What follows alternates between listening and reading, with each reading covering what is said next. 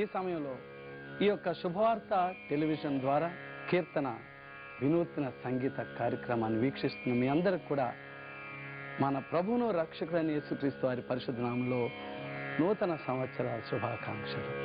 ఈనాటి ఈ ప్రత్యేక సంగీత కార్యక్రమంలో నూతన సంవత్సరంలో మొదటి వారంలో మరి మనతో ఉన్నారు సుప్రసిద్ధ సువార్త గాయకులు, ఎంతో శాస్త్రీయ సంగీత అనుభవం కలిగి ఎంతో మందికి స్ఫూర్తిదాయకంగా ఉన్న మా సహోదరులు praise the Lord doctor Vijay Kumar గారు.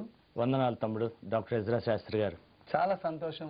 ఈ యొక్క ప్రత్యేకమైన సమయంలో దేవాది దేవుడు మన ఇరువురికి చక్కని అవకాశం, ఈ యొక్క శుభవార్త ఛానల్లో కీర్తన ఈ సంగీత కార్యక్రమంలో ఒక వేదికగా మనకి దేవుడు అనుగ్రహించి మన జీవితాల్లో మనం ఆయన కోసం ఎన్నో పాటలు పాడి ఉండగా అన్న మరి మిమ్మల్ని కూడా ఈ విధంగా ఎంతోమంది కొన్ని లక్షల మంది ప్రేక్షకులకు మరొకసారి దేవుని పక్షంగా చూపించడానికి దేవుడు నాకు ఇచ్చిన ఆధిక్యతను బట్టి దేవునికి వందనాలు చెల్లిస్తున్నాను. అన్న డాక్టర్ విజయ్ కుమార్ గారు, మరి మీరు ఎన్నో కీర్తనలు పాడారు.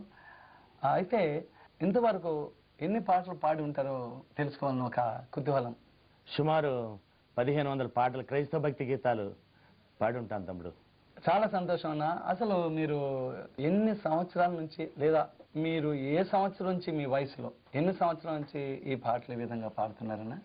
తమ్ముడు సుమారు 1962 నా జ్ఞాపకం. ఆనాటి నుంచి క్రైస్తవ భక్తి గీతాలు అనేక వేదికలపై పాడాను.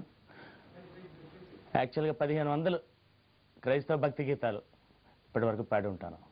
మీ యొక్క కుటుంబాన్ని ఒకసారి పరిచయం చేద్దాం.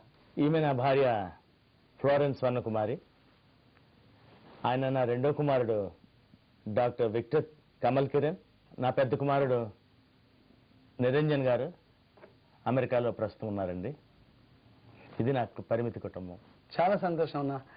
నేను నా కుటుంబం, నా ఇంటి వారును యెహోవాను సేవించదమనే ఆ యొక్క వాగ్దానం దేవుడు మీ జీవితంలో నెరవేర్చి స్థిరపరిచిన దేవుడు. ఎందుకంటే మీరందరూ కూడా మ్యూజిక్ ఓరియంటెడ్ పీపుల్.